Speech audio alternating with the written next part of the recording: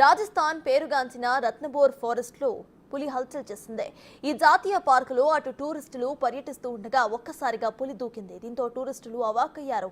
ఈ వీడియో ఇప్పుడు సోషల్ మీడియాలో తెగ వైరల్ గా మారింది. దీనిపై పలువురు ఆసక్తికర కామెంట్స్ చేస్తున్నారు.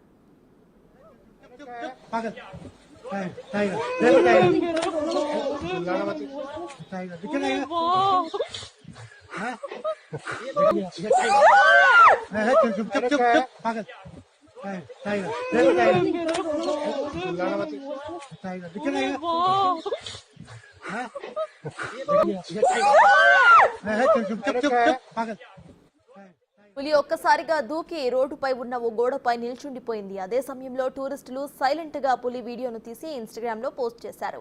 ఈ వీడియోకు 50 లక్షల వ్యూస్ తో దూసుకుపోతుంది. చాలా మంది ఈ వీడియోను చూసి రకరకాల కామెంట్స్ పెడుతున్నారు.